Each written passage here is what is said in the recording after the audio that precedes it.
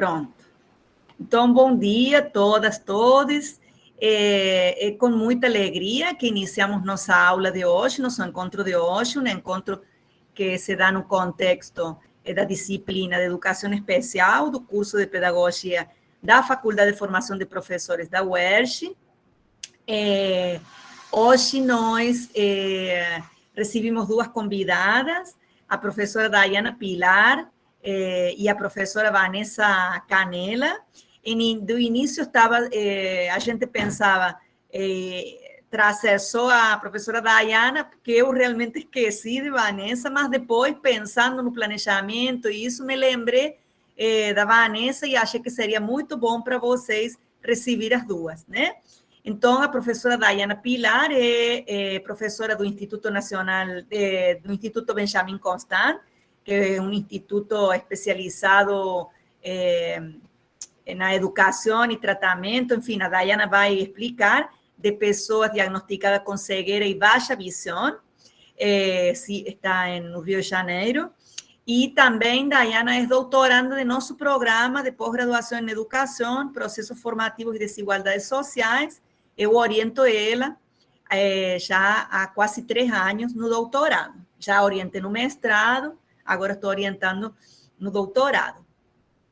E Vanessa Canela, Vanessa foi minha bolsista de iniciação científica, monitora, é pedagoga, atualmente está com contrato no Colégio de Aplicação da UF.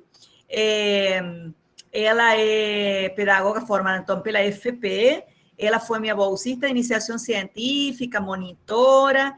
E também Vanessa é mãe de hoje um jovem já de 17 anos, né, Vanessa? 17 anos, Mateus, que é um jovem diagnosticado com baixa visão, né? Mateus participou muito de nossas aulas, quando a gente fazia nossas aulas de forma presencial.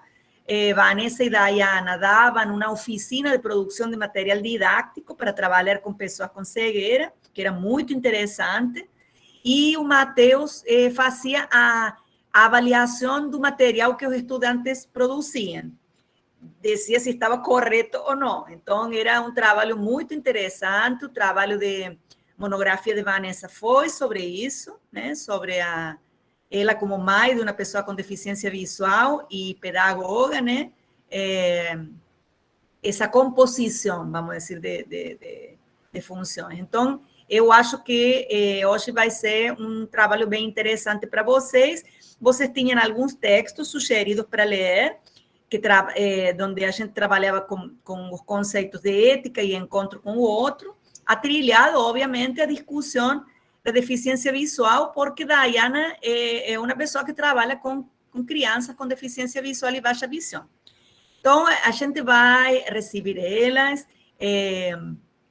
vamos ouvir o que elas têm para falar e depois vamos fazer uma roda de conversa, perguntas, vocês vão apontando. Mas acho que também no meio das falas, se vocês querem intervir, perguntar alguma coisa, sempre é bom, tá bom? Eu acho que pode ser muito mais como uma conversa do que uma exposição, né? Do jeito que a gente faz na nossa aula. Tá bom, gente? Então, podemos receber, eu agradeço que vocês fiquem o máximo possível com a câmera aberta para que elas se sintam mais à vontade. E a gente recebe, então, vocês, Dayana e Vanessa, muito obrigada por estar aqui hoje. E recebemos você, então. Muito obrigada.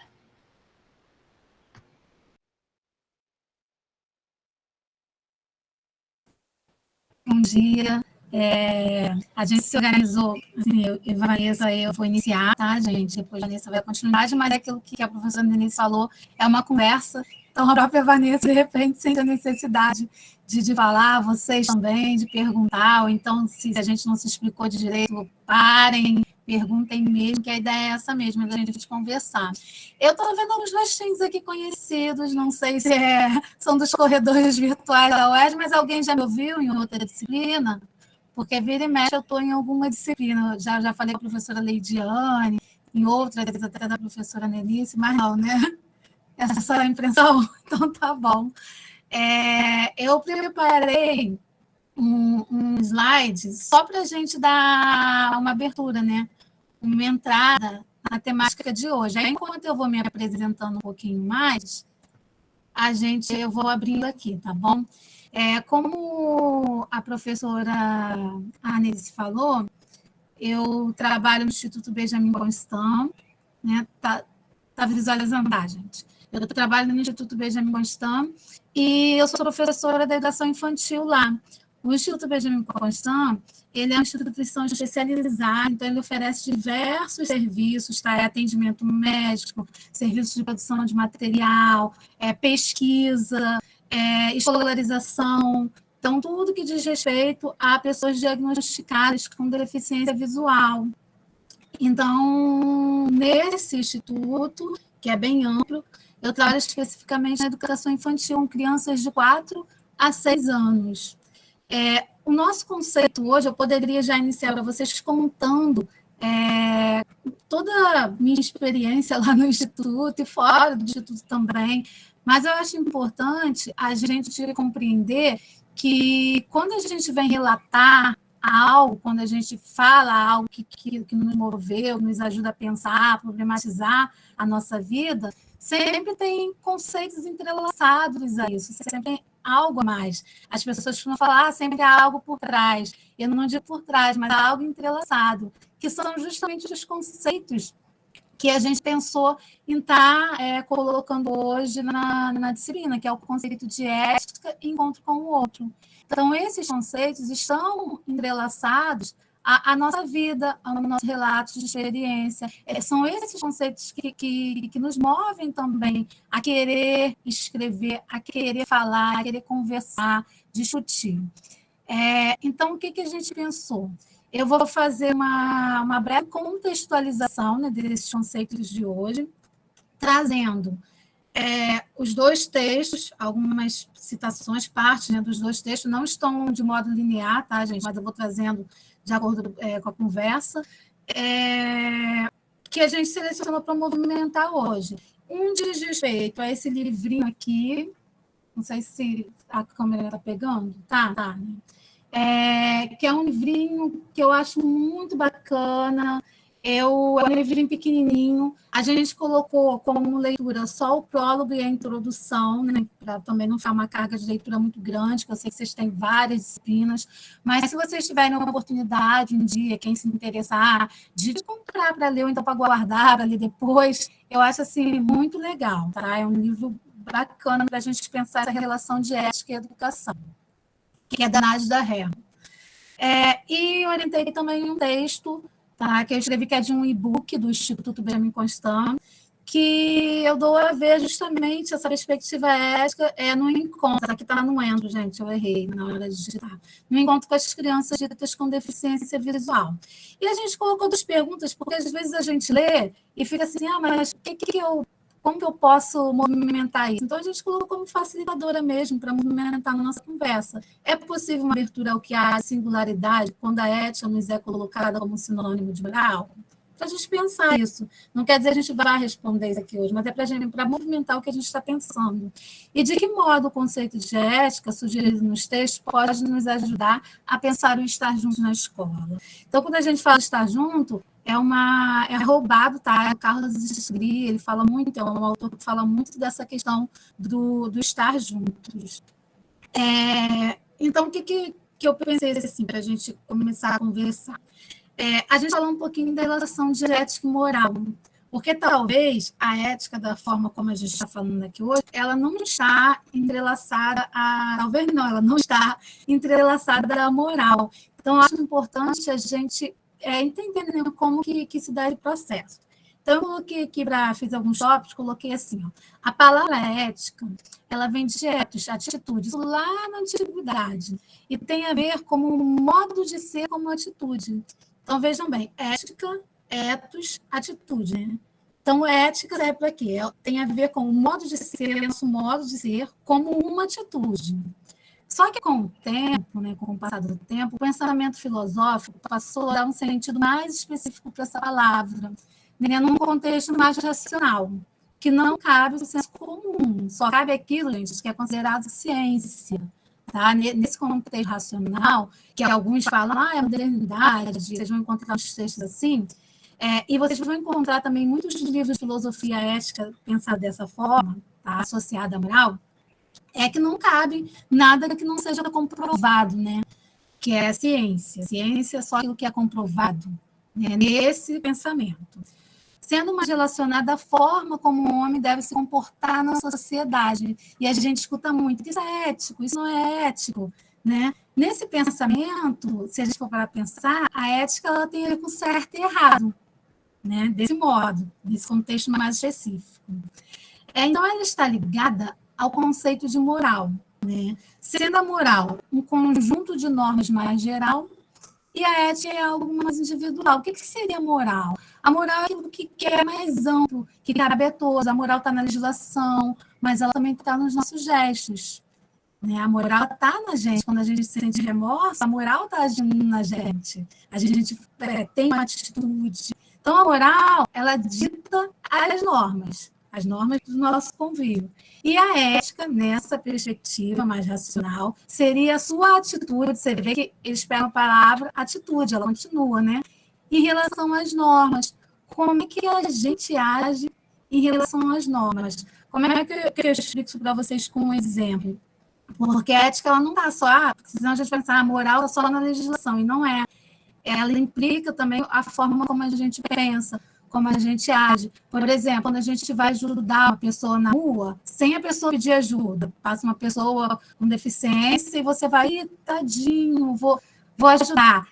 A gente está agindo pela moral, porque às vezes aquela pessoa não precisa daquela ajuda, porque ela não solicitou. E isso tem a ver com moral. Quer ver um outro exemplo também? Eu tinha ideia de mãe, de maternidade, assim, muito diferente eu acho até mais geral, né? Muitas pessoas têm essa ideia. Mas uma vez eu estava no ponto de ônibus, lá do Instituto Benjamin Constant, e eu me encontrei com uma pessoa com cegueira, e comecei a conversar, uma mulher. E ela falou assim, você é professora dessa instituição? Eu falei, eu sou da educação infantil. Eu amo a educação infantil, eu estudo aqui desde a época que era internato. Aí eu falei, que bom, não sei, mas não tem mais internato, explicando, né? Aí, mas foi a melhor coisa que minha mãe fez. Eu ficava sem ver minha mãe, ela largou que ela não via nem me puxar final de semana. Porque o internato antigamente funcionava de segunda a sexta, os responsáveis buscavam as crianças na sexta-feira e entregavam novamente na segunda. E ela ficava, e tinha crianças que ficavam. E quando ela falou isso, eu falei, gente, que mãe é essa? Que deixa a criança com cegueira na instituição, não vai nem buscar. Eu logo julguei no meu pensamento, né? Não ia verbalizar isso. E ela falou, foi a melhor coisa que minha mãe me fez. Hoje eu sou muito agradecida à minha mãe por isso. Ela não me buscava porque ela não tinha dinheiro da passagem para me buscar. Mas ela fez a melhor coisa por mim, foi ter me deixado aqui. Aí, quando ela falou isso, eu tive aquele choque, sabe? Então, o pensar mãe, que mãe para mim que era, né? Aquela mãe que, sabe, a gente cria todo um conceito que tem que buscar, independente de não ter dinheiro, não interessa. Você se vira e vai buscar seu filho porque é seu filho. Então, a gente vai revendo essas coisas. Por que eu pensava assim? Por conta da moral. Porque a regra geral de maternidade é essa. Né? Uma mãe não pode virar as costas para o filho. Então, a moral, gente, ela não está só na lei, tá? Ela não dita só as regras pela lei, ela dita as regras também nos nossos gestos, nas nossas ações. Nesse pensamento, percebemos que a moral é que age sobre a ética, que sempre se torna refém da norma. As nossas atitudes, atitudes, passam a ser intencionais para seguir a norma, que está associada a uma moral. Isso pode acontecer sem nos darmos conta, que são justamente esses exemplos que eu falei para vocês. Aí a gente já entra, se eu estiver falando rápido demais, me avisem, tá? Porque às vezes eu acelero um pouquinho. Aí a gente já entra numa pergunta, que é a pergunta pela ética na educação, que é o que nos interessa aqui hoje, né? Então, aí eu trago algumas questões do texto, né? A gente se pergunta qual é o sentido da educação? Porque para a gente pensar ética, dessa forma, a gente tem que pensar qual o sentido da educação, porque está entrelaçado, né? Então, a Nádia, ela coloca assim, uma das perguntas que mais evidencia o problema da validade da ação educativa pode ser assim formulada: como o homem sabe o que é correto para si e também para os outros? Então, se a gente está falando de uma ética no sentido racional, né, que é o que a gente está colocando em questão aqui hoje, como é que a gente sabe, uma educação, sabe o que é correto para si e também para os outros?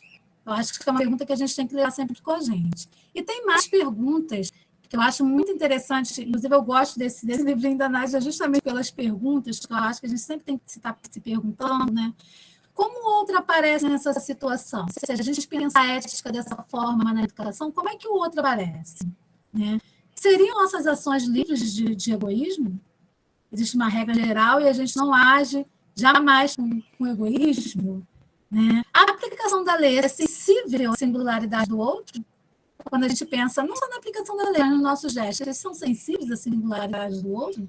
O que as normas significam para uma ação concreta em diferentes situações? Se existem diferentes situações, uma norma só é diferente? É possível uma regra que tenha universalidade e atenda ao mesmo tempo às singularidades do outro e que expõe o caráter tensional entre universal e singular? Aí são questões para a gente ficar meio pensando mesmo, né? Será? Aí a gente vai para uma outra questão, que a gente também coloca no conceito de hoje, né? Que é a questão do outro, que tem a ver com as perguntas que eu fiz ainda agora, né? A questão do outro interpela a educação, está entrelaçado, gente. Especialmente porque as normas e os princípios universais, pela sua pretensa abrangência, têm dificuldade em se deixar mesclar pelo estranho, incluir o singular e tudo aquilo que escapa de irregularidades. Então, se a gente quer uma educação que fala para todos, se a gente segue essa ideia de ética, como seguir essas regras, a gente não está indo por um caminho meio contraditório, mais difícil, né? Então, pensar a ética associada ao que deve ser feito na educação não a torna insensível às particularidades das situações em que se dão os conflitos. Então, vamos pensar a educação. A educação, ela tem e ela é muito conflituosa, né? Então, o que eu proponho para a gente aqui hoje? Pensar a ética desvinculada da moral. Assim, eu entendo hoje como uma saída para a gente retornar àquela noção de ética lá da antiguidade como um modo de ser. É uma atitude? Sim, mas é uma atitude que tem a ver com o modo de ser, com a nossa resposta, com a nossa abertura, né? Então, aí eu trouxe já uma parte que é do meu texto, né? A ética como atitude, modo de ser, que diz respeito ao acontecimento, uma resposta à demanda do outro em uma situação não previsível. Então, se a gente for parar a pensar, se a gente olhar a ética dessa forma, a gente não vai ter mais tem mais afinidade quando a gente fala de educação? Se a gente pensar na sala de aula, em pessoas que o tempo todo se expressam e vivem de formas diferentes, né? Então, o que a gente propõe aqui hoje é desvincular a ética dessa forma como está em muitos livros de filosofia, tá? Para pensar a ética de uma outra forma. Eu não faço isso sozinha, a Nádia já mesmo coloca outros pensadores, né, que já trabalham com essa questão da ética, que tem Derrida, são vários outros, Foucault, ela traz no texto dela. Só que a ideia aqui hoje não é essa, né? A gente ficar estudando os autores, mas a gente pensar, né, movimentar uma conversa. Então, o que eu penso em relação a isso? Que desvincular a ética da moral significa afirmar a educação como uma prática que se faz com o outro e nunca sobre o outro, né? Tal perspectiva vai de encontro à ideia de conhecimento rizomático, que eu vou falar um pouquinho para vocês, desenvolvida por Deleuze e Guattari. De acordo com os autores, os conhecimentos são produzidos como um rizoma, por meio de diversos pontos que se interligam, podendo se conectar uns aos outros. Desse modo, a produção de conhecimento se associa à raiz de um gramado, onde os pombos se conectam, brotando a grama em lugares inesperados, produzindo-se assim uma rede de saberes. A ideia que eu trago aqui hoje, que permite a gente pensar a ética dessa forma, como acontecimento, como abertura, ela está associada ao modo de entender o conhecimento. E esse modo de entender o conhecimento, que permite pensar a ética dessa forma, é o modo rizomático, que é o modo em rede, onde os conhecimentos estão horizontalmente e eles se entrelaçam. Nesse modo de concepção do conhecimento, a gente valoriza todos os conhecimentos, inclusive o senso comum. O senso comum, ele cabe nesse modo de entender. Por que eu estou trazendo isso para vocês hoje, Dena? Mas conhecimento com ética, o que tem a ver? Tem muito a ver, gente, porque se a gente pensar no conhecimento dessa forma racional, que eles entendem como uma árvore, existe uma base, e ali tem a ciência matriz, né? E cada ciência é de forma hierárquica. Não cabe o senso comum, não cabe a experiência, não cabe a singularidade. Então, o modo, por que eu trago para vocês a questão do rizoma? Porque o modo como a gente pensa, o modo como a gente produz conhecimento tem muito a ver com a forma como a gente vai entender a ética como relação com o outro. Tá? Então, por isso que eu achei importante hoje a gente estar pensando também, né, no que está, não por trás, mas no que está entrelaçado ao nosso pensamento, quando a gente relata uma experiência. Porque relatar a experiência não é qualquer coisa, né? É senso comum. Não, tem algo ali que tem uma forma de pensar, um modo como a gente entende o mundo, né? Aí, o que eu trouxe para vocês? Nessa perspectiva, a ética se difere da moral, por se tratar de uma resposta à demanda do outro a uma situação não prevista, não pensada previamente. Portanto, não há norma ética, nem princípios éticos, que a gente tanto ouve falar, visto que esses buscam ditar o certo e o errado. O que há é uma abertura, tá, gente? Ética, abertura, ao encontro com o outro, qualquer um, independente de sua condição. Quando pensamos fora da perspectiva rizomática, tendemos a associar o que chamam de ética pedagógica apenas à moral, ou seja, ao que deve ser feito, desconsiderando as singularidades do sujeito. Então, é importante para a gente ter essa abertura e pensar a ética dessa forma, a gente precisa entender a produção de conhecimento em rede horizontal, conhecimentos entrelaçados. E dessa forma, a gente não dispensa. A moral não é nada contraditório. Eu sou contra a moral, eu sou contra as regras. Não, porque as regras também cabem no rizoma. Então, pensar em rizoma é a gente entender que tudo cabe dentro do rizoma. Só que não existe essa coisa do melhor, do pior, do certo, do errado. Está ali tudo entrelaçado e a gente vive nesse sistema, tá? Por isso que eu acho interessante trazer isso. Esse daqui eu vou deixar por último. Vocês me lembrem, tá? Só tem mais 2. Assim, proponho pensar em um encontro educacional, considerando que esse pensar o encontro como instalador de uma ética, por sua vez, implica em abrir mão da pretensão da previsibilidade sobre o outro. Estar aberto ao encontro significa estar disponível, ser responsável. Isso é uma atitude ética. Para Schlier, aquele autor que eu falei lá no início do Estar Junto, que fala sobre estar juntos, as ideias de disponibilidade, de responsabilidade, são claramente éticas, visto que comportam a singularidade dos sujeitos. O educar enquanto acontecimento. Aí, nesse sentido, gente, eu penso que a ética nos ajuda a pensar na diferença, né, enquanto relação. Para vocês pensarem assim, diferença. Lá naquele conceito racional, a gente vai pensar a diferença é algo que tem, né? O sujeito é diferente, né? A gente pensa assim. Só que não, nesse contexto, a diferença ela não vem como algo que está no sujeito, ela vem como algo que está na relação, né? Ela não está num sujeito. Diferença é uma relação.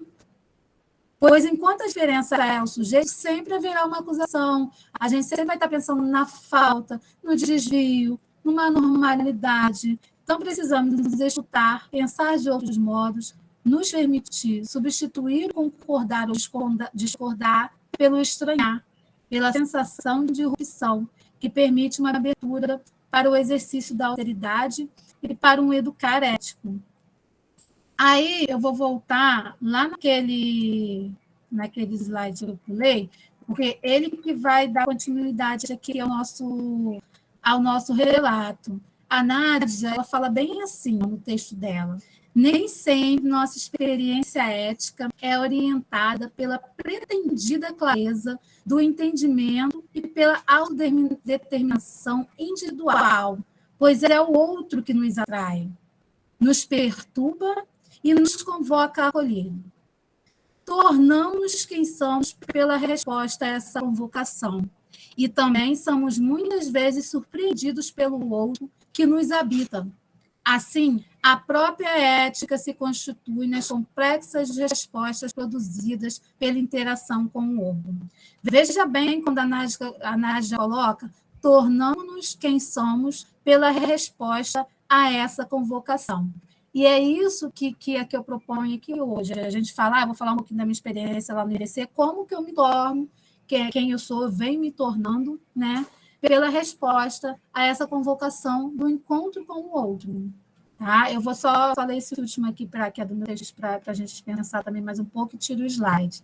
Penso na convivência educativa enquanto espaço e tempo de encontro, em que estamos juntos e fazemos coisas em conjunto, o que não demanda necessariamente uma relação harmônica e nem a necessidade de um diagnóstico. Ao contrário, trata-se de um espaço de incertezas, estranhamentos, descoberta das fragilidades, potencialidades. Aí, o que eu penso, gente? Quando a gente fala em tornar-se, né, tornar-se outro, aí que a gente traz para a experiência. Como é importante a gente relatar, a gente conversar, né, a respeito daquilo que vem movimentando a gente, que vem transformando a gente. E isso, assim, ficou muito visível e faz parte do campo do meu estudo hoje, do que eu escrevo, do que eu pesquiso, quando eu cheguei ao Instituto Benjamin Constant. Eu me dei, não é que eu não tenha tido experiências, mas eu não me transformei, pelo contrário, eu venho me transformando, né, sempre. Só que quando eu cheguei ao Instituto Benjamin Constant, parece que isso me veio de forma assim, forte, sabe? Tipo assim, eu levei vários tapas, vamos falar assim, não é de verdade, mas que me fez ficar, o que está acontecendo, né? Porque eu cheguei imaginando a cegueira como uma falta, justamente envolvida pelas questões, né, morais. Então, eu achava que eu ia trabalhar com crianças quietinhas, porque elas não enxergam, elas nem vão correr, né? Não vão ficar para lá e para cá. Que eu teria totalmente domínio de turma. Eu não imaginei que as crianças iam ficar brincando nos brinquedos que tem nas outras escolas regulares, aqueles parquinhos que as crianças ficam subindo, descendo de forma bem veloz. Então, quando eu cheguei, a primeira coisa que eu mudei que eu me perguntei foi o que ia ver, porque eu achei que eu nem poderia usar essa palavra lá, esse verbo lá. E logo uma criança pegou pela minha mão e disse: vem ver, eu vou te mostrar a escola. Foi como assim? Uma criança cegueira está me chamando para ver? E eu já me indaguei sobre isso. E ela foi mostrando a escola, entendeu? Com as mãos, ela pegou na minha mão. Eu tive que abaixar, que me calou um incômodo desse de abaixar, mas foi nesse incômodo, né, na dor do incômodo, que eu pude rever e repensar esse ver. Não é o meu ver que é ver igual, né, para todo mundo. E quando eu estava no parquinho, eu até me lembro, tem é minha amiga até hoje, né, uma auxiliar que vai trabalhar lá, e ela já trabalhava há muitos anos no Instituto, e às vezes eu ia fazer igual eu tinha falado, me meter numa coisa sem a criança ter pedido ajuda. Eu falava: tadinho, não, ele vai subir, ele vai cair. Eu ficava assim, eu fazia umas caras elaboradas, e ela me segurava e falava assim: calma, professora, é porque você é nova aqui. Ele já é aluno desde a estimulação precoce, nada vai acontecer com ele. Eu não estou falando, gente, que esse mesmo aluno, por exemplo, uma vez me veio com um galho imenso na cabeça, que não acontecia nada, porque acontece, como acontece em qualquer escola, né? Com qualquer criança, não é? Mas eu não podia ficar o tempo todo tratando as crianças como se fossem bebês. Não sobe aí, não faz isso, senão a gente priva o outro e a gente coloca regras para o outro. Ou seja, aí sim eu estaria diferenciando essa criança de qualquer criança, porque criança corre. Então, as crianças corriam, brincavam, e foi nesse encontro que eu passei a me provocar, a pensar, né? O que é o ver, afinal? O modo como eu agi, isso eu faço até hoje. Então, tudo que eu escrevo, que eu conto, está entrelaçado ao modo como eu penso e como eu produzo conhecimento, que não foi sempre esse, tá? Eu só pude me dar conta disso quando a gente começa a estudar, que a gente começa a ler, a pensar, né, de outros modos. Então, a gente vai se dando conta e a gente vai se familiarizando com aquilo que cabe, né? E essa proposta que eu compartilho com vocês, porque eu acho importante a gente dizer o que está entrelaçado, talvez mais do que falar, né? Não é mais, né? É igual, mas diga assim, para completar, quando a Vanessa falou, eu vou.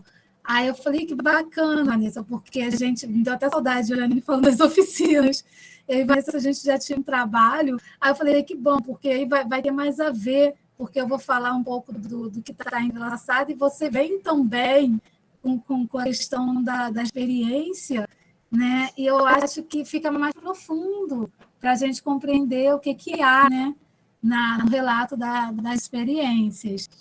Então, assim, eu penso, gente, eu fiz aqui alguns tópicos, né? Eu penso que educar, quando a gente educa como relação. O educar é uma relação. Então, e se a gente está falando de relação, a gente precisa considerar a singularidade do outro. A gente não pode chegar com coisas prontas. Agora, isso não quer dizer, inclusive esse texto que eu coloquei para vocês, foi um texto assim, que eu tive uma dificuldade, eu falo isso a todo mundo até hoje, para poder ser aprovado, porque existe hoje muitos revisores, e a revisão nem é feita sempre por quem está dentro do IBC, e no próprio IBC tem outros pensamentos também, porque é um rizoma, então o rizoma cabe, né? Que bom que no rizoma cabe.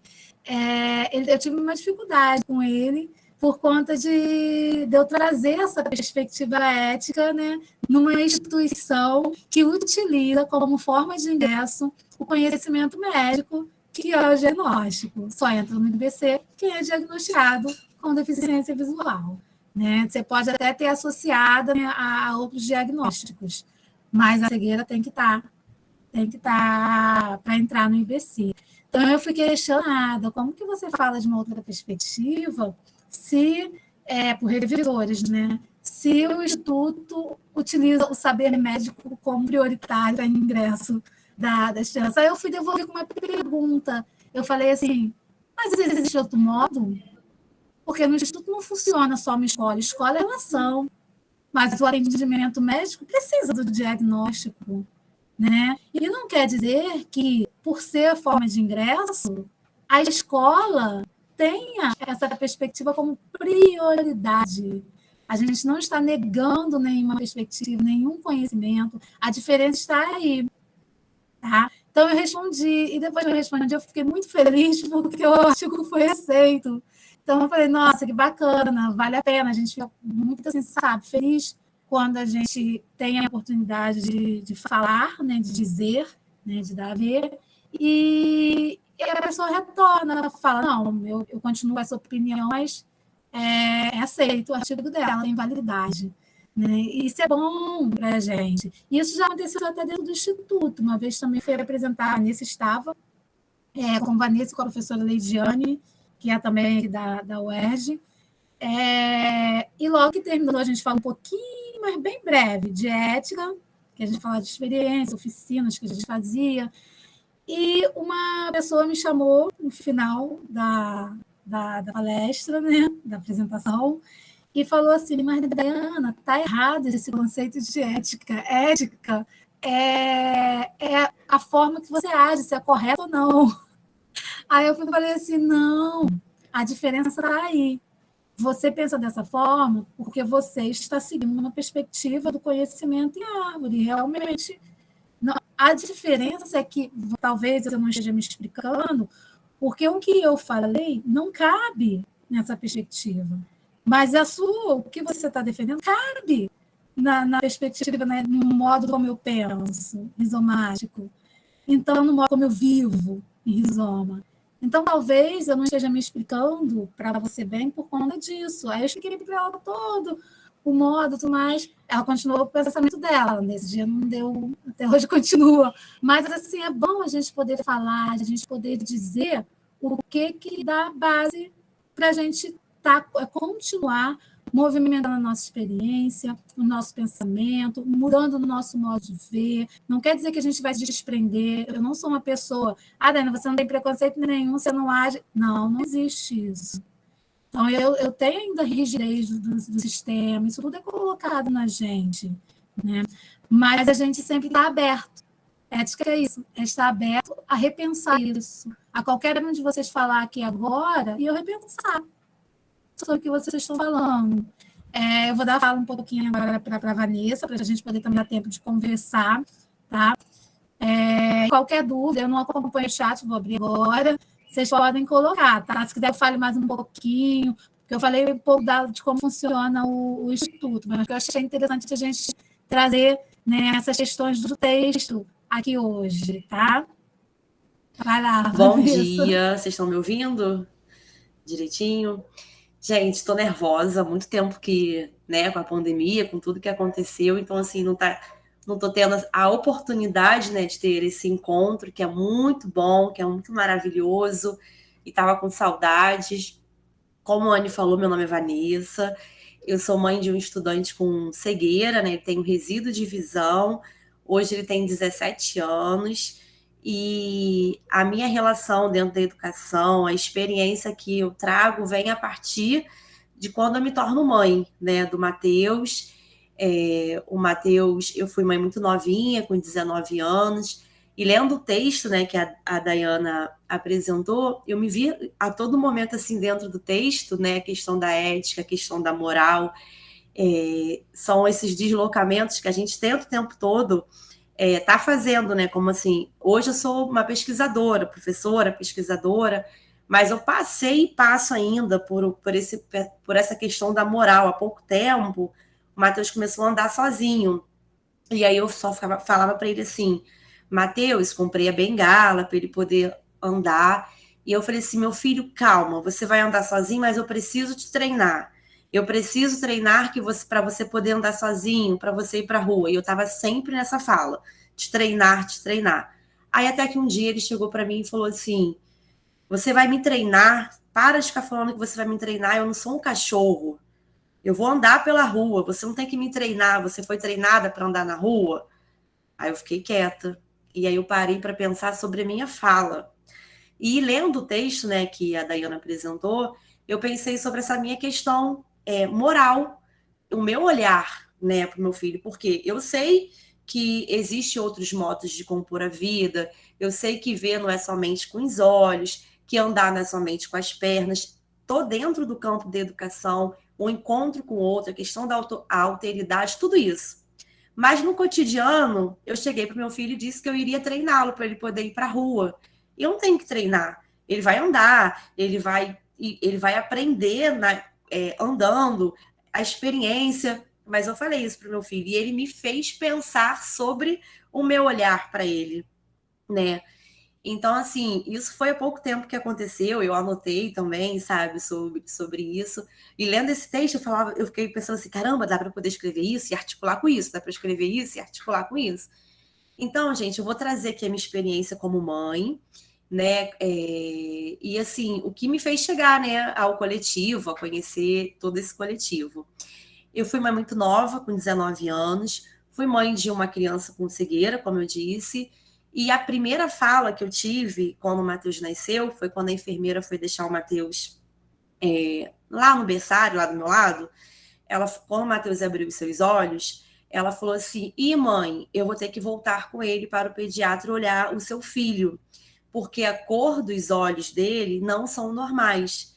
A cor do olho dele é diferente, não é normal.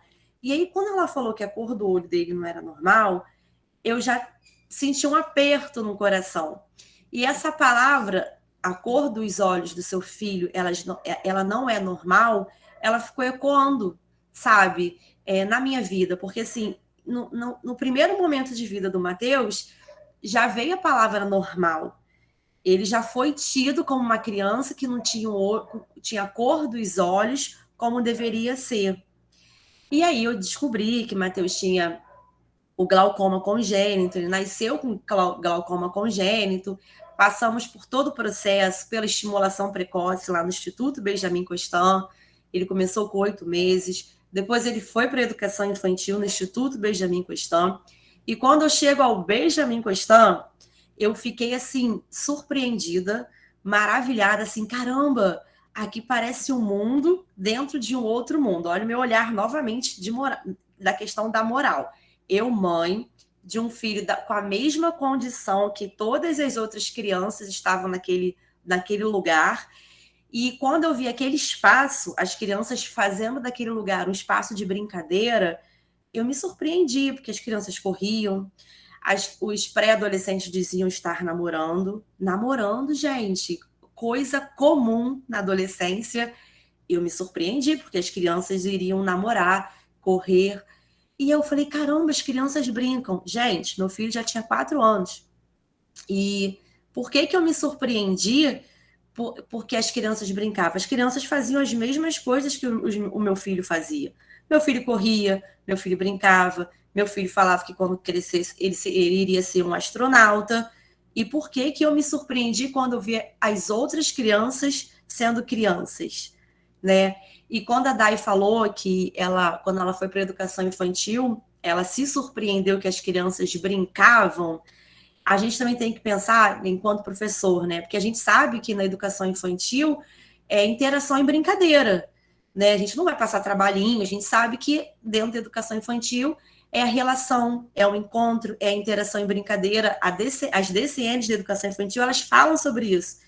E por que ela, enquanto professora, ela se surpreendeu? Se a DCN fala, né, das diretrizes curriculares na educação infantil, fala que é a relação com o outro. Então, assim, a gente está o tempo todo fazendo esse deslocamento em questão da moral. E eu, até hoje, eu estou nessa questão. Porque o meu filho vai andar, meu filho tem 17 anos, qualquer adolescente anda sozinho, vai para a escola sozinho. Meu filho estuda no Pedro II, de São Cristóvão, ele não quis vir para o Barreto. Eu implorei, eu pedi, não sei o quê, porque é perto da minha casa. Não, ele quis continuar em São Cristóvão, porque lá ele faz parte do Grêmio. Ele está namorando. E todo mundo, quando fala assim, o Matheus está namorando, as pessoas me perguntam assim, ela também é cega? Como se por ele ter a cegueira, ter essa condição, o par, né, dele também tem que ser uma mesma pessoa com a mesma condição. E essa pergunta é frequente. Aí eu falo assim, não, ela não é não. Então, uau, que legal! Ela não, assim, então assim, é a questão da moral que está o tempo todo assim entrelaçada, né, no nosso cotidiano. E aí o Matheus tá estudando Pedro II, de São Cristóvão, e aí eu me peguei na semana passada, uma pessoa falando assim, poxa, que legal, meu filho também, desde cedo, anda sozinho de ônibus. Aí eu falei para essa minha amiga assim, mas seu filho não é cego, não... Poxa, eu fico muito preocupada com o Matheus. Aí depois eu parei para pensar assim, gente, eu tenho que tentar me deslocar desse meu olhar, mas é difícil enquanto mãe, porque assim, o tempo todo a moral, ela tá passando, assim, ela tá ali o tempo todo na minha vida, né, e faz parte, né. E aí, para eu não me perder, para eu iniciar eu vou tentar fazer aqui um tempo linear, né, porque eu estou me deslocando, vindo para lá, para cá. Eu vou voltar e vou falar sobre como nós iniciamos o processo de escolarização do Matheus. Por que eu quis, o que me deslocou a querer estar aqui enquanto professora. Matheus estudou no Instituto Benjamin Constant desde o início. O Instituto Benjamin Constant é muito longe para quem mora em São Gonçalo e para quem tem que ir de ônibus todos os dias, de segunda a sexta. Eu moro aqui em São Gonçalo, próximo da UERJ, e eu tinha que sair de casa 10 para as 6 da manhã, no máximo estar no ponto de ônibus com uma criança de 4 anos para poder estar levando o Matheus para o Benjamin Constant. Então, o Benjamin Constant iniciava 8 horas da manhã, saímos daqui 6 horas da manhã, com bolsa, mochila de Matheus, minha mochila, comida para eu poder ficar lá o dia inteiro esperando o Matheus sair do colégio, porque não tinha condições de eu deixar o Matheus ao instituto, voltar para casa e depois sair de São Gonçalo e voltar para o Benjamin Constant. Então, chegava ao Instituto Benjamin Constant, 8 horas, ficava sentada num banquinho que tem lá no Instituto Benjamin Constant, que as mães, a maioria das mães ficam sentadas nesse banco até 3 horas da tarde, esperando o Matheus sair do colégio. Era um exercício muito difícil para mim, porque, nossa, você ficar de 8 da manhã às 15 horas sentada é insuportável. Só que eu tinha que fazer esse movimento, porque o meu filho precisava estar nessa escola, e o meu pensamento na época era um pensamento de agradecimento por existir uma escola que aceitava o meu filho. Então, assim, mais uma vez a moral estava ali ao meu lado, assim, olha, não reclama, você tem que agradecer a Deus por ainda existir uma escola que aceite seu filho, porque antigamente ele seria excluído. E eu cansei de falar isso para os pais lá. Gente, não vamos reclamar, porque graças a Deus tem uma escola que aceita os nossos filhos. E eu fiquei nesse processo e com esse pensamento. Até que chegou um momento que eu não estava mais aguentando, em questão de saúde psicológica e cansaço físico, né? Porque eu comecei a ter ansiedade na época, eu não sabia nem que era ansiedade. Eu comecei, acho que até iniciar uma crise, sabe? Porque já teve dia de eu estar dentro do ônibus e ter que me controlar para eu não sair correndo pela ponte e ir embora, porque a minha vontade foi essa. Então, assim, e aí eu comecei a pensar sobre o Matheus estudar em uma escola regular. Porque eu comecei a pensar, gente, se na esquina da minha casa tem uma escola e que está todo mundo estudando lá, por que o meu filho não pode estudar? Aí esse pensamento começou a chegar assim, eu comecei a ter esse conflito.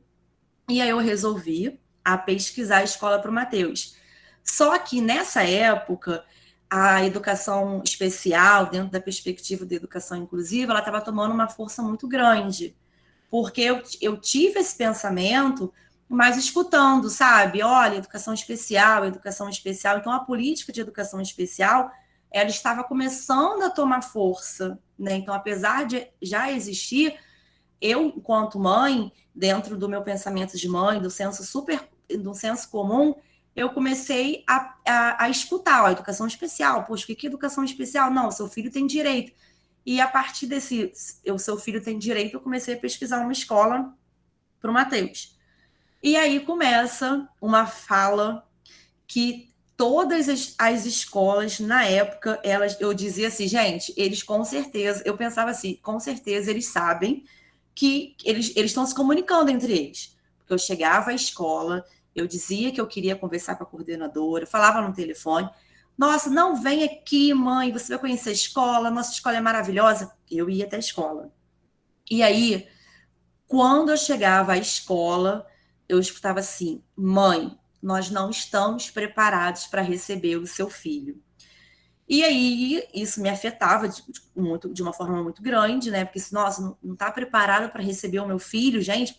O que seria estar preparado para receber o meu filho? Gente, tipo assim, o que meu filho é? O que meu filho tem de diferença de outros filhos? Então, a gente tem que pensar sobre a questão da moral, a ética e a moral desses professores em relação ao Matheus. Porque quando o Matheus chegou nessas escolas, o que era visto, quando o Matheus chegava a essa escola, não era visto como um estudante que estava chegando naquela escola, mas era a falta, a cor dos seus olhos diferentes, a cor dos olhos do Matheus, elas não são, a cor do olho não é normal. Então, todas as vezes que eu levei o meu filho nesses lugares, os professores, os coordenadores, eles falavam o seguinte, nós não estamos preparados para receber o seu filho. Era uma fala fria, mecânica, e que no final, eu já estava achando que todas as escolas de São Gonçalo, elas sabiam que Vanessa já sabia da nossa história. E aí isso começou a me inquietar, que eu falei assim, gente, o que seria estar preparado? Então, eu vou me preparar, já que a escola não está preparada, eu vou me preparar. Então, assim, é muito importante a gente, nós, né, eu como professora, Dayana, e a gente que está aqui dentro desse espaço, a gente tem que sempre pensar, fazer esse deslocamento, né, que somos professores, estamos nos formando para isso, para quando nós formos olhar para o outro, não olhar na falta, porque se a educação é o encontro com o outro, se a educação está na relação, se as próprias DCNs, né, elas falam que a educação é o encontro com o outro, por que que um professor, quando olhou para o Matheus, ele viu a falta e ele disse que não estava preparado? Né? Então, assim, é a questão da moral, a questão da ética atravessando o olhar. Então, assim, é pensar também nessa formação de professores, né? O quanto isso é extremamente importante. E com isso, não estou preparado, pensei, bem, se o professor não está preparado, eu vou me preparar. Então, a educação, ela é uma técnica. E aí eu fui fazer um curso de Braille, leitura e escrita do Braille, um código, né? Que é a escrita e a leitura do Matheus. Então, eu vou me preparar, tá tudo certo, eu me preparo, eu vou aprender a ler e escrever o Braille, Matheus vai, eu vou ajudar o Matheus vai para a escola, e em casa eu faço esse movimento, eu vou estar ali me deslocando, tudo certo. E aí eu fui fazer o curso, me apaixonei pela educação, aí entrei, né, na universidade e botei o Matheus na escola regular. Cheguei nessa escola, briguei, mostrei a lei. Meu filho vai estudar aqui. Ah, mas a lei diz, então eu vou deixar o seu filho no cantinho da sala. Se você colocar meu filho no cantinho da sala, eu vou processar por causa disso. Gente, quebrei o pau, rodei a baiana de verdade como mãe e coloquei meu filho lá. Eu trouxe a política. Tá? O Matheus estava dentro da política ali, entendeu? O Matheus estava na escola regular. A lei estava dizendo que ele poderia estar ali. Estava tudo certo. E Vanessa dominando o Braille, a leitura escrita do Braille. E Vanessa não tinha que mais ir para a Urca. Olha que maravilhoso. Tudo certo para dar errado. Aí o que aconteceu? Matheus foi tendo isso no primeiro ano, né? Ele fez o primeiro ano no Benjamin Constant, aí fez o segundo ano aqui, e aí nada deu certo. Por quê? Eu sabia o Braille, eu consegui alfabetizar o Matheus, né? Apresentar o código Braille para ele, fiz cursos no Benjamin Constant também. Só que, gente, não estava dando certo, não. Eu apresentava as atividades para o Matheus, não dava conta, e a escola tacava conteúdo, e Matheus ouvia, o professor passava cópia no quadro para a turma ficar quieta, e Matheus começou a ficar excluído. E aí eu encontro, tenho um encontro com Carlos Sclia, eu já estou no grupo da Anne, do coletivo, né? E aí eu tenho um encontro com Carlos Sclia e eu descubro que a educação, ela não é uma técnica, ela não é uma receita de bolo.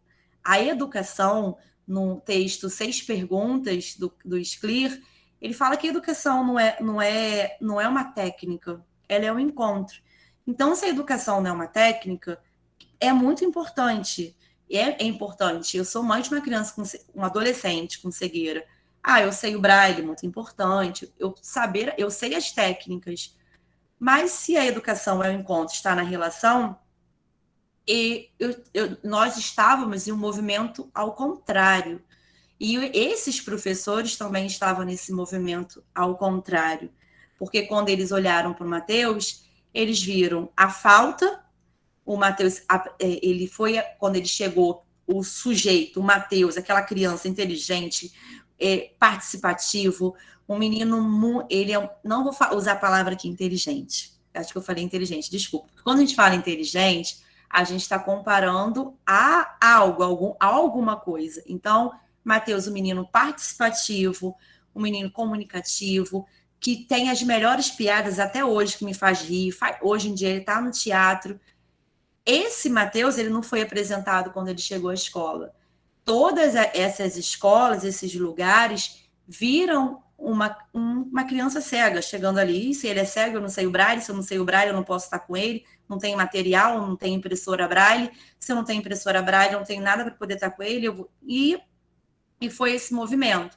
Passamos por vários lugares, por várias escolas, Ele passou pela rede municipal de Niterói, pelas escolas, por uma escola privada aqui em São Gonçalo, e fomos nesse movimento, e hoje, e no 6º ano, ele passou para o Pedro II.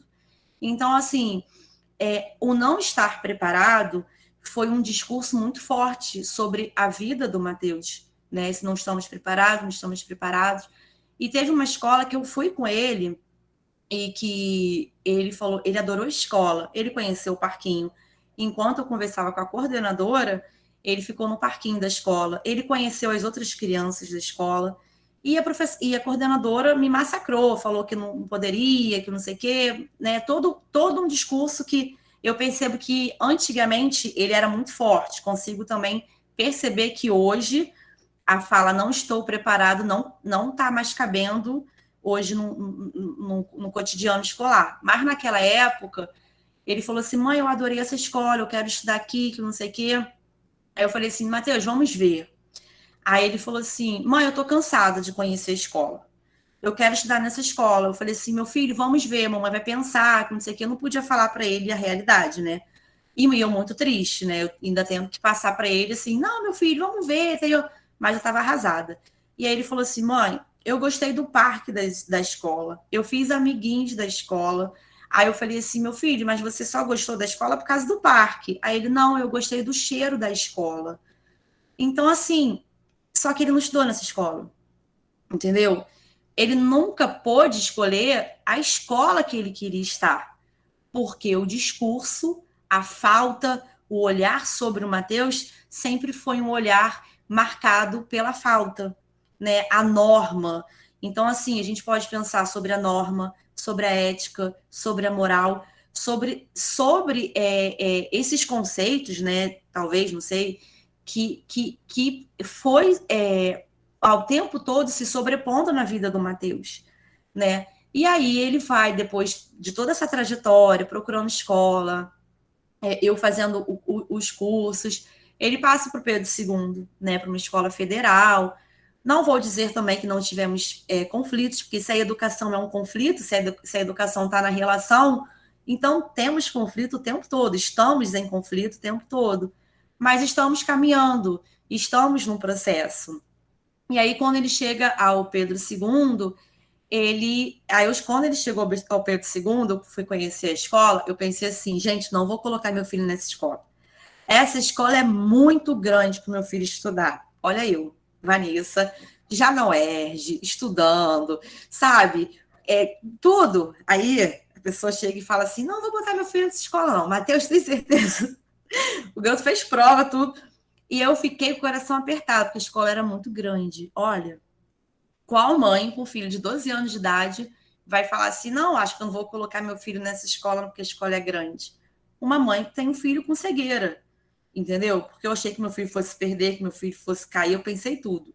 Porque eu, como mãe também, óbvio que estava olhando meu filho, sem querer olhar, né?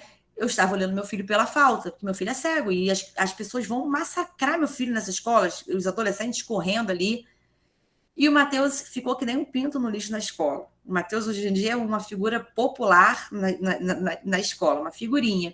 Mas eu tive esse estranhamento quando eu vi o lugar dessa escola.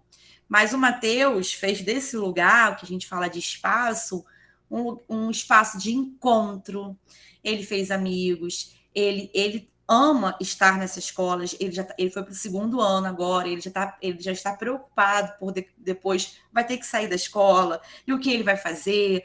Então, assim, isso é para a gente pensar, né? Tipo, eu o tempo todo fico tentando me deslocar sobre o meu olhar, né? Porque eu sou professora pesquisadora, então se eu estudo a questão da diferença, eu fico o tempo todo em conflito comigo mesmo, né? Porque eu tô o tempo todo assim, e ele tá o tempo todo me chamando atenção. Aí ele fala assim, vou mandar um áudio para Anne, porque eu tô sempre, ele é muito cabeçudo. Então, assim, ele sempre me faz pensar. Você está falando isso? Vou mandar uma mensagem para a Anne Ribeto para poder falar sobre o que você está falando, porque eu eu sou o tempo todo marcado pela moral. Ele tá vendo aqui? Vocês estão vendo a foto, não estão? esse menino aqui do meu lado, tô com esse macacão verde aqui, de blusa branca, atrás de Anne, é o Matheus. E aí eu tô o tempo todo nesse movimento, né? Ele foi, o Pedro II não estava querendo voltar, ele foi para a rua, foi manifestar o direito de estar na escola, eles estavam vacinados. Então, assim, ele é muito questionador, sabe?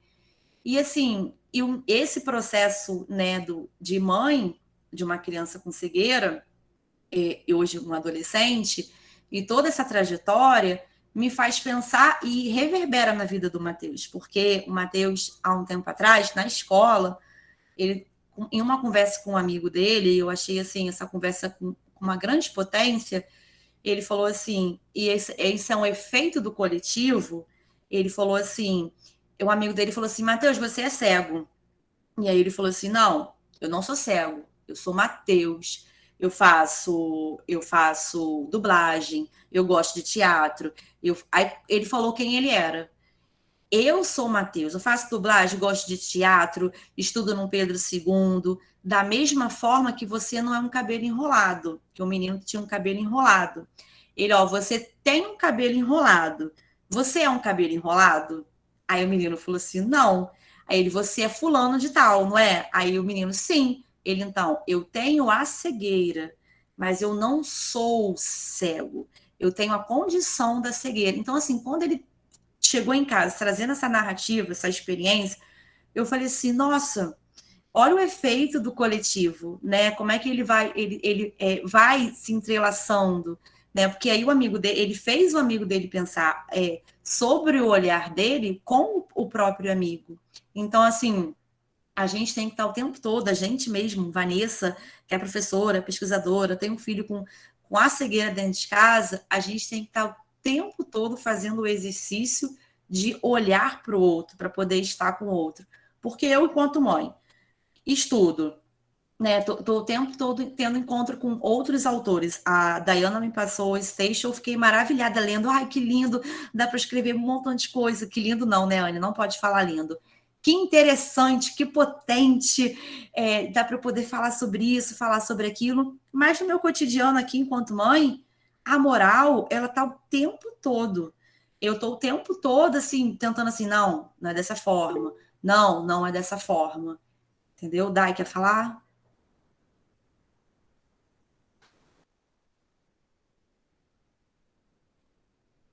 Vou só complementar que você falou, mas eu fiquei pensando aqui, mas não quis interromper a sua fala. Quando você traz a questão do preparo e do diagnóstico, que eu notei aqui, assim, que se assemelha muito eu acho que outras pessoas também, se tem alguma experiência, se identificaram, ao meu processo também de entrada lá no Instituto, gente, porque eu fui nomeada, aí fiz os exames, né?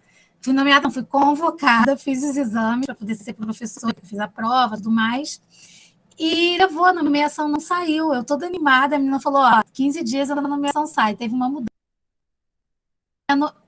mudança no governo e a nomeação não saiu. E levaram 2 anos para essa nomeação sair. A gente teve que entrar com processo, foi uma confusão. E nesse período, eu fiquei me preparando. Eu preparei. E eu comecei, eu estudei Braille, aí comecei a ler tudo sobre cegueira. Entendeu? Eu cheguei no estudo assim, achando que já estava até fechando os olhos para tentar ler em Braille. Aí, quando chegou lá, não é que não fosse importante, os conhecimentos são importantes, porque na educação infantil a gente faz o pré-braille, o trabalho de pré-braille das crianças, né? Mas, assim, não, o tempo todo não me ajudou, não foram esses conhecimentos que estavam à frente. Aí, nisso que eu fui percebendo que o que estava na frente, a Anne até colocou no chat também, é a relação com o outro. Não é que não sejam importantes. E um outro ponto que Vanessa coloca também é em relação à norma. Como que a norma age de 2 formas? Vanessa falou que a norma, aquela legislação, aquela política lá de inclusão, ajudou ela a ter coragem e brigar. Olha só. Então, a gente não pode também, ao mesmo tempo, descartar. Então, o que a Anne colocou é importante, é não colocar à frente, né? Não colocar como o que move, O que move a educação, a gente não tem que colocar as técnicas à frente, a norma, a regra à frente, mas ela não é descarável, porque a legislação existe porque é importante, porque houve uma necessidade para ela estar ali. Faz parte de um coletivo que necessitou, né, que necessita que ela exista. Então, assim, ao mesmo tempo que a gente defende a relação como base na educação, a gente não desconsidera o que é a norma. A legislação, não. Pelo contrário, a gente luta por legislações mais inclusivas, cada vez mais inclusivas, né? Porque são elas que nos garantem. E eu acompanhei esse processo, que nos dão a garantia. Eu acompanhei esse processo do Matheus no Pedro II, eu já tinha uma amizade com Vanessa, e eu lembro de Vanessa me falando, Ana, é muito grande aquela escola, como é que eu vou deixar Matheus? Eu falava, Vanessa, para, que é isso? Para com isso, mulher. Eu falava assim para ela. Aí eu falei, deixa ele vai ter que se virar lá, ele vai ter que andar. E eu lembro que a legislação ajudou muito Vanessa em alguns momentos, de ter que ir lá no Pedro II e falar, não, mas está aqui e ele tem direito, sim, a ter essa adaptação, né? Porque não eram todos os professores que faziam a adaptação para o Matheus. Então, assim, tudo a gente vai ter que interferir, vão existir normas, sim, são coisas que se entrelaçam, é aquilo que a gente estava falando, né, lá desde do início. E eu acho essa questão do preparo, embora hoje a gente veja um avanço, as pessoas já nem argumentam tanto quanto a isso, mas ainda existe muito, tá? Mas eu acho que ela tem que ser substituída, como o Carlos escreve, fala pela ideia de não estou preparado, que é impossível estar preparado. Eu, todo ano, gente, são crianças novas nas turmas, eu não olho, é uma prática que eu faço, o diagnóstico, tá? Porque vem na ficha, eu espero pelo menos de uma semana a um mês, eu primeiro observar a criança, né, me relacionar com a criança para saber os desejos dela, do jeitinho delas, para depois eu saber do diagnóstico, qual é o diagnóstico, porque já teve situações de crianças que estavam no diagnóstico cegueira total, e que eu estava no espelho com a criança e a criança me viu. Inclusive falou que eu estava de óculos, entendeu? E eu fiquei assim, o diagnóstico está cegueira total, e aí? O que a gente faz? Eu não estou questionando o saber médico. Depois essa criança foi para a reavaliação e realmente viu que tinha resíduo, né, de visão. Mas olha só, se eu ajo só, eu ia dizer que eu nem ia prestar atenção nela falando de mim. Entendeu? Ela virou assim pelo um determinado, né, campo do olho esquerdo, lá em cima, ela viu assim, tia Diana, estou te vendo. E fez uma festa, porque eu acho que nem ele havia se dado conta de ele tinha. E foi uma alegria.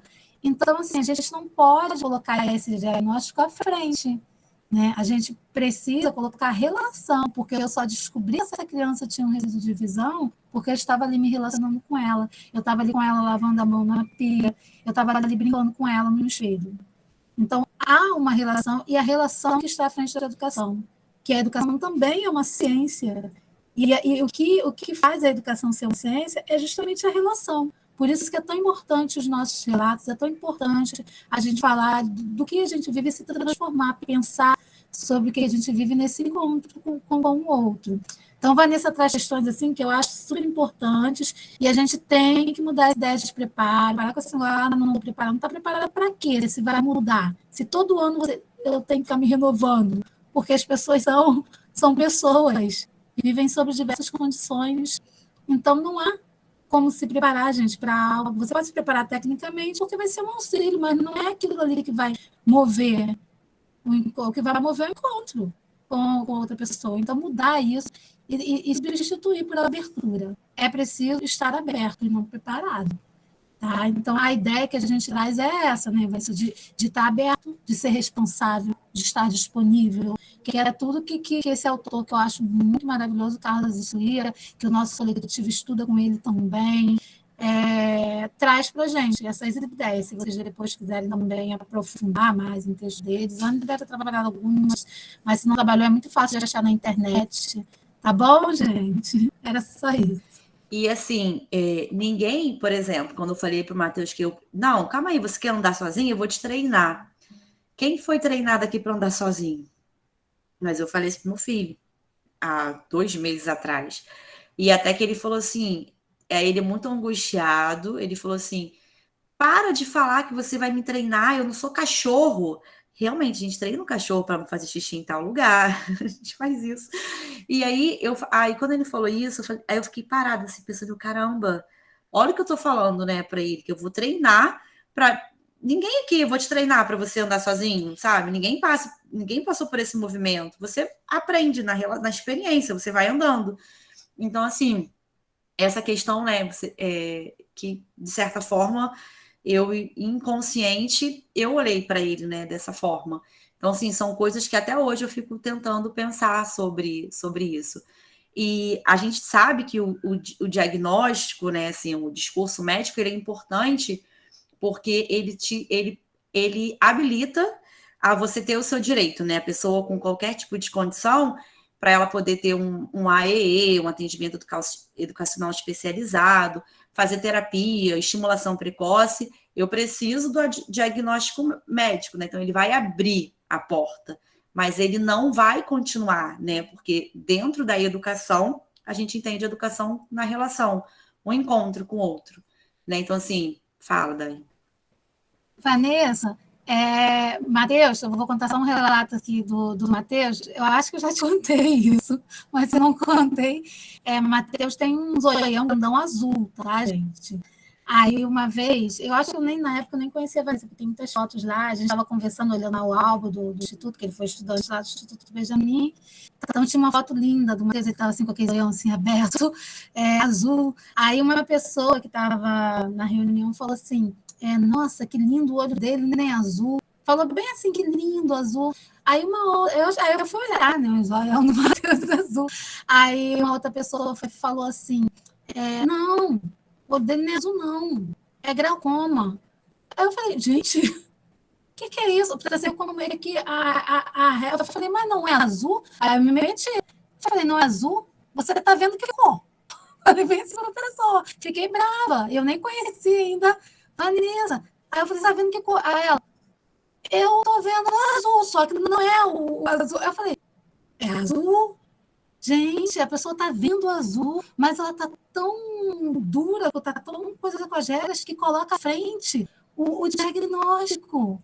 Então, assim, é uma coisa muito séria isso, gente. É pra gente pensar, a gente pensou isso. E depois todo mundo falou, é lindo, é azul. O olho dele é azul. E assim, para você ver como que as coisas tomam a gente a tal ponto da gente colocar à frente, né? E bloquear um comentário que faria. Ela achou bonito o olho dele, ela que achou. Entendeu? Eu não posso vir dizer, não é. Como assim? O outro não está vendo que é? Então, assim, é muito complicado isso. É para a gente pensar mesmo, para a gente reformular. Nesse dia a gente reformulou. Inclusive, depois a pessoa voltou atrás e falou, mesmo, gente, vocês têm razão. Para você ver como é que o encontro é importante, a gente está conversando, a gente, às vezes, de uma situação assim, boba ali na hora, mas a gente começa a repensar as coisas.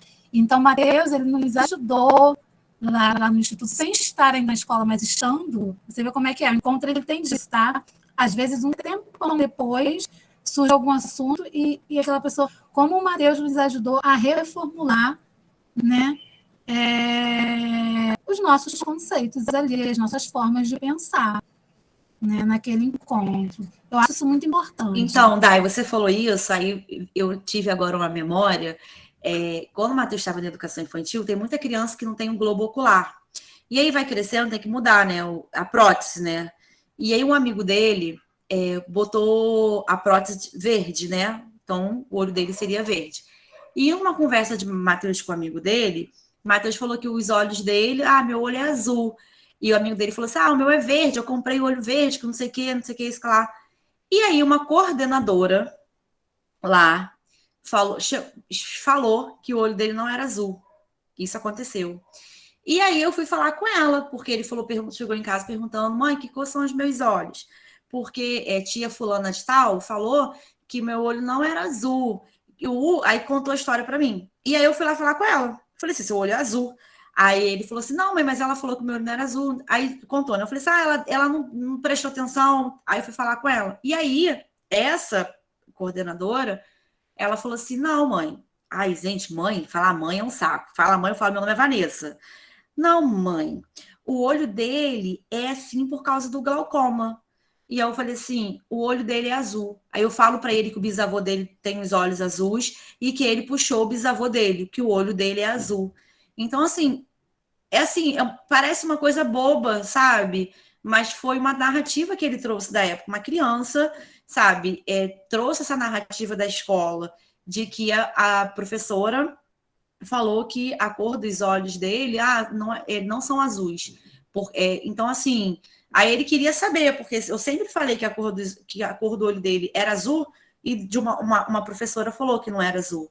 E aí ela tentou me explicar. E, assim, esse conflito da cor dos olhos foi um embate meu no Benjamin Constant por muito tempo. Eu acho que foi toda a educação infantil do Matheus, porque a professora, ela queria que eu entendesse que a cor do olho dele era azul por causa do glaucoma. E eu ia falar que então tem o quê? Olho castanho, ao ponto de eu olhar para o olho dele assim, ver se tinha alguma cor por baixo. E eu vou falar aqui pro meu filho, não, meu filho, ó, seu olho é azul por causa do glaucoma, mas a gente vai descobrir qual a cor dele ainda. Vamos ver, entendeu? Então, assim, você vê que são coisas que parecem ser bobas, né? Mas elas não são bobas, elas trazem conflitos, né? Tensiona, né? Então, assim, o que Dai falou me trouxe a memória, a lembrança de eu ter essa conversa na porta do Benjamin Constant, da educação infantil, trazendo essa questão, que foi muito importante. Então, gente, é isso, assim, se deixar, vou ficar me estendendo, acho que seria muito importante a gente poder conversar, a gente poder trazer esses relatos de experiência, né, essas experiências, para a gente pensar agora, né, nesse encontro que a gente está tendo. Sabemos que a educação não é uma técnica, é a relação, é o encontro com o outro, entendemos, compreendemos a ética e a moral, né, que assim, estamos nos deslocando, estamos nesse processo. Inclusive o Matheus, andando sozinho pela rua, ele falou que um rapaz pegou a mão dele e falou, toma esse dinheiro aqui para você comprar uma água. Aí ele falou assim, mãe, do nada, o cara chegou e falou assim, toma esse dinheiro aqui para você comprar uma água. Eu falei, não, moço, muito obrigado, eu não estou com sede, eu não quero água. Aí o moço, mas toma esse dinheiro aqui. Ele, não, mãe, eu não quero. Aí ele, não, eu não quero, obrigada, que não sei o quê. Aí ele, hein, mãe, do nada o cara quis me dar um dinheiro. Aí eu falei assim, meu filho, ele estava calor, ele quis te dar para você comprar uma água. É assim, as pessoas são solidárias. Mas assim, eu cansei de estar na rua quando o Matheus era pequeno, gente. Do nada a pessoa vinha e falava assim, toma esse dinheiro aqui para você comprar uma pipoca para criança. Sério. Isso aconteceu por diversas vezes, mas é a questão da moral, né? Que você fala, tadinho, e que não sei o quê, sabe? É a questão da fragilidade quando você olha para o outro, né? A moral da fragilidade. Coitado, tadinho. Então, assim, essas questões, né? Elas atravessam a vida do Matheus e ele está passando por isso agora sozinho. Né, de toma esse dinheiro aqui, entendeu? Ele falou que ele estava dentro do ônibus também, voltando da escola. Aí 2 senhorinhas conversando com ele, falou assim, cadê sua mãe? Aí ele falou assim, minha mãe está trabalhando. Aí as senhorinhas, tadinho dele, a mãe dele está trabalhando, que pena. Aí ele falou assim, ué, por quê? Aí ele, mãe, olha só, que pena, por quê? Então, assim, você vê como é que a moral, né, ela está atravessando o tempo todo, né, o nosso cotidiano. É isso, gente. Se vocês vamos agora conversar, né? E Anne, fala aí da continuidade. Obrigada, meninas. Obrigada, Dai, Vanessa. Sempre muito bom ouvir vocês. Acho que foi uma manhã muito importante, muito interessante. Vocês conseguir ver, eu pelo menos consegui ler, ouvir no discurso, na exposição da Dayana e da Vanessa, muitas das questões que a gente vem conversando na disciplina desde o início, né? As concepções relacionadas à medicalização da educação, as concepções relacionadas a considerar a educação apenas desde o ponto de vista técnico, y no como una composición de dimensiones, como nos ensina o próprio Carlos Esclier, naquele texto que até vocês têm uma pergunta específica na avaliação com o texto de Esclier, né? 6 perguntas sobre inclusão, uma coisa assim. E aquela tecla que a gente vem batendo desde o início da disciplina, né? A importância essa é a disciplina de educação especial, mas em qualquer encontro, como é determinante que a gente possa entender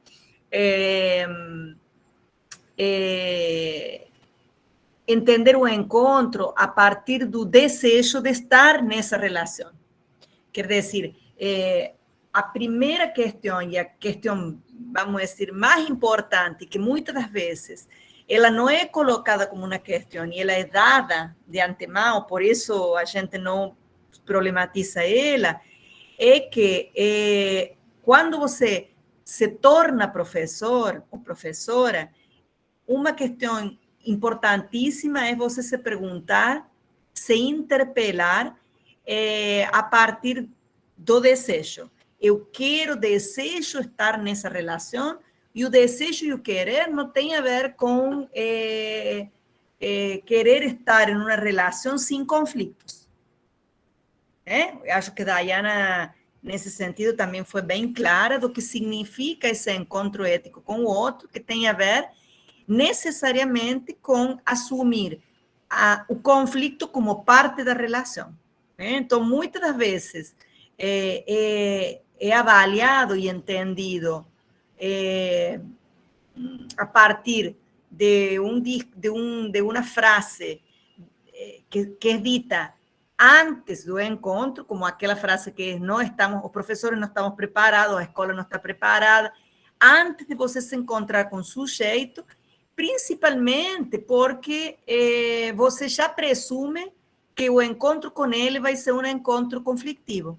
E é certo que vai ser um encontro conflitivo, porque ele vai colocar em xeque um monte de questões que estão naturalizadas na escola. Então, ele vai colocar em xeque, por exemplo, a forma que você tem de ensinar. Não apenas para ele, mas para todos. O material que você usa, o tempo que você vai dar para ele, o espaço, como você vai arrumar o espaço. Estou falando não só de Mateus, mas em geral dos estudantes diagnosticados ou ditos com deficiência. Então, a questão não é que o encontro com o outro não seja problemático, não seja desafiador, não seja conflitivo. É assumir o problema, o desafio e o conflito como parte de qualquer relação humana, né?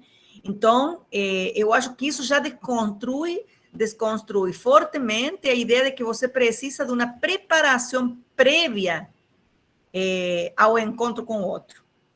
Isso não desconsidera os conhecimentos técnicos necessários, por isso vocês estão aqui na Faculdade de Formação de Professores, também em muitas disciplinas, estudando ou tendo acesso a conhecimentos técnicos, que diríamos que são da área técnica, mas não de uma área técnica entendida per si, por ela sozinha. Agora vamos estudar um método de ensino, como se fosse alguma coisa técnica para você ensinar a qualquer sujeito com deficiência visual. Isso necessariamente não existe. Mas, logicamente, que existem formas que vão facilitar esse encontro que eu quero ter com o outro. Né? Por exemplo, trabalhar com braille possivelmente facilite algumas questões, mas não necessariamente. Então, a mesma questão, se eu sei Libras, eu vou me relacionar com uma pessoa surda de forma completamente aproblemática. Isso não existe. Né? Então, meninos, agradecer a Dayana e a Vanessa. Temos ainda uns 15 minutos, 10, 15 minutos, para que a turma possa trazer, não sei se questões, eu diria que questões não, mas pensamentos, tanto a fala da Dayana como da Vanessa e a leitura dos textos despertaram em você. Acho que isso pode ser uma boa forma de fechar nosso encontro de hoje, né? Então, estou abrindo o microfone.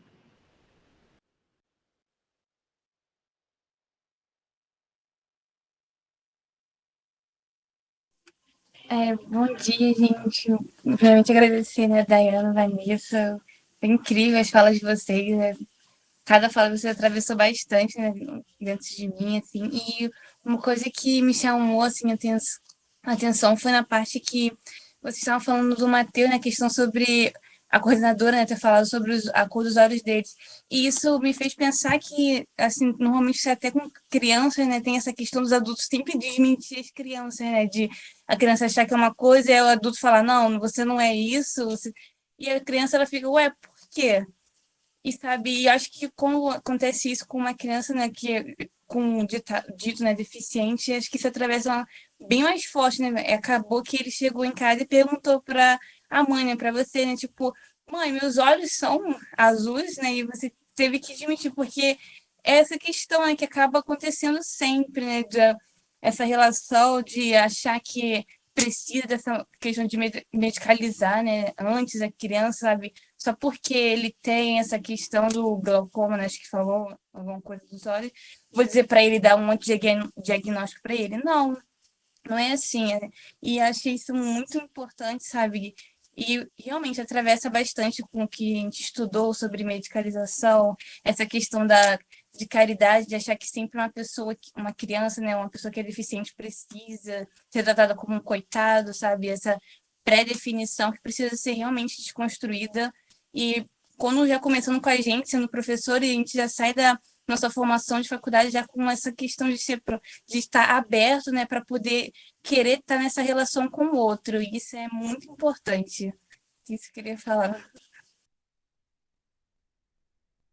Obrigada, Joana. Oi, assim, a participação, né, que a professora traz esses convidados é excelente, porque amplia muito nossa... Eu diria que estou sendo alfabetizada, porque são tantas informações e a gente vai mudando essa moral que vem construída, né? E em algum momento a professora Anne falou da religião, que impõe muito isso, e a gente vai acompanhando que a sociedade ela não é engessada. A gente está nessa caminhada e o momento agora é muito forte, eu considero, né? Eu acho que as pessoas não vão mais aceitar, como a Vanessa aí se coloca de uma forma assim, não, eu não aceito que me falem dessa forma. Quando começam a falar, mãe, você já fica com o pé atrás, porque, não, eu sou Vanessa. Então, assim, fazendo uma ligação com a medicalização, né, que a gente tem vindo conversando, e a professora Anne sempre coloca que a avaliação pedagógica ela deve vir antes do diagnóstico. O diagnóstico ele é importante, principalmente nessa questão das políticas sociais, mas a avaliação, o olhar do professor, e aí a Dai traz essa... Dá um instantinho. A Dai traz esse contexto todo que ela teve em observar como professora, ela dá um caminho para que aquele diagnóstico possa ser alterado.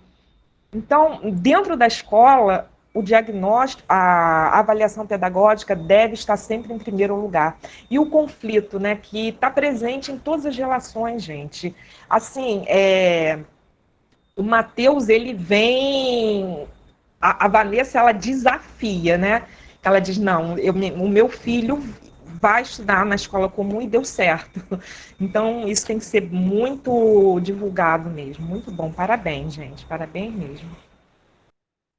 Renata, antes de eu esquecer, isso aí, você em todos os encontros, Renata bate na tecla de que, gente, muita informação isso aí, eu acho que é isso, né, é muita coisa, é muito conceito, muito mais, o interessante é que eu acho que essa turma, e de fato tem 27 pessoas aqui na turma, é uma turma muito aberta a sugar, né, ou a assumir essas, inclusive às vezes essa confusão de informações, mas é interessante porque, em certa forma, você vai também se deslocando dos lugares e vai ficando que, nesse momento, é importante e marca, talvez daqui a 1, 2 anos você vai dizer, me lembro quando na disciplina, aí que vai fazer sentido para vocês, né? Então, a informação vai fazer sentido na medida em que vocês vão necessitando dela, né? E aí eu queria não esquecer, Renata, queria exatamente dar alguma coisa que você tocou aqui, que é esse deslocamento necessário da necessidade de uma avaliação clínica de viés medicalizante para uma avaliação pedagógica de viés biopsicossocial, poderíamos dizer, né? Entendendo a deficiência muito mais na relação com o ambiente, seja com espacial, temporal, curricular, etc., que como uma condição individual do sujeito, né? Que é um pouco a forma em que a lei de inclusão vai definir a deficiência, né? Vai definir a deficiência a partir da relação com o meio, com o ambiente. Uma pessoa se torna deficiente muitas das vezes pelas barreiras ambientais. E não estou só me referindo a rampas, estou me referindo, como já venho me referindo aqui, por exemplo, ao tempo no currículo, né? Então, queria trazer para vocês que amanhã e na quarta-feira tem um encontro promovido pela Fiocruz exatamente sobre a avaliação biopsicossocial da deficiência. Um evento super importante, vou colocar aqui a informação, e vai ficar também no YouTube da Fiocruz. Então, é um material muito, quem não possa acompanhar em vivo, vai poder depois ver os vídeos. Muito importante para vocês fazer esse deslocamento da avaliação clínica médica, de viés medicalizante, né? Onde você transforma um problema social e coletivo em um problema individual e médico, biológico, para entender a necessidade de uma avaliação biopsicossocial. Vanessa, acho que pode ser muito importante também para você, para o coletivo, para as meninas, obviamente já passei, e para a turma acho fundamental. Vou colocar aqui no chat as informações, gente, tá bom?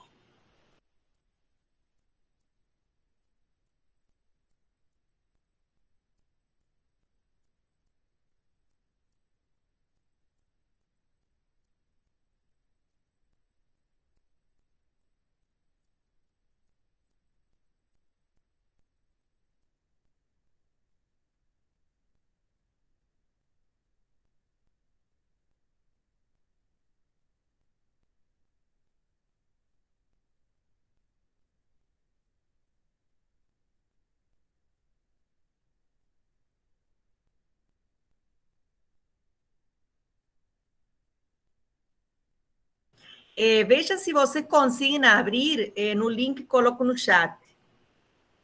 O link tá, essa informação está no nosso coletivo, tá?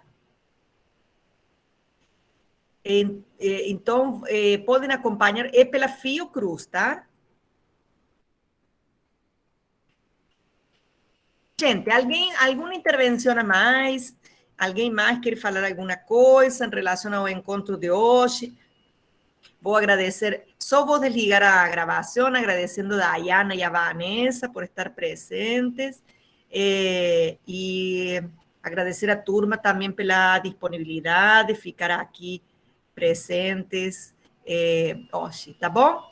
Então, vou abrir para a Dayana e para a Vanessa, e depois desligo e ainda ficamos 5 minutos, tá bom? Pode fechar, Day e Vanessa. Eu que agradeço, gente, a disponibilidade, a mesa aberta, porque eu acho muito importante. A gente, eu sei, às vezes não dá, né? Mas a gente conversar, ver os rostinhos, eu acho, assim, fundamental essa troca, né? Então, eu agradeço o convite da professora Nelice, o reencontro com Vanessa, já tem um tempo que a gente não fazia algo assim juntas, né? Vanessa de apresentação, e a gente trabalhou junto por muito tempo, né? No coletivo. Com as oficinas, que a gente está doida para voltar. Isso é isso mesmo, agradecer. Espero que é o que a Anne falou, às vezes a gente não pensa agora, mas algo que uma anotação que a gente faz que nos serve daqui a alguns anos, né? Isso acontece muito comigo. Então, é isso. Eu espero ter contribuído de alguma forma. Vocês contribuíram para a minha formação também aqui hoje, tá bom? É isso. Obrigada. Eu também, gente, assim, super agradeço. Agradeço a Anne pelo convite, porque, assim, esse espaço é um espaço muito potente, né? Esse encontro da gente conversar, pensar sobre. Então, assim, isso me deixa muito feliz, me move a continuar, né? Porque eu costumo dizer que quando a gente começa a estudar é um caminho sem volta. A gente está sempre assim, tal autor fala sobre isso, eu vou pensar sobre isso. Então, assim, estar aqui, né, nesse espaço, porque é um espaço agora, né, de encontro, me faz assim, me faz respirar, sabe? Me faz muito bem. E eu estava morrendo de saudade, né, Dai, como a Dai falou, né? A gente estávamos sempre assim, fazendo a oficina de produção de materiais acessíveis, né, para as pessoas com deficiência visual ou sem também. Então, assim, eu agradeço essa manhã linda, maravilhosa, e muito obrigada por todos estarem com a câmera ligada, porque aí você consegue olhar para uma pessoa e aí você vai falando, né? Então, assim, foi muito bom e muito prazeroso. Muito obrigada mesmo. Obrigada, gente.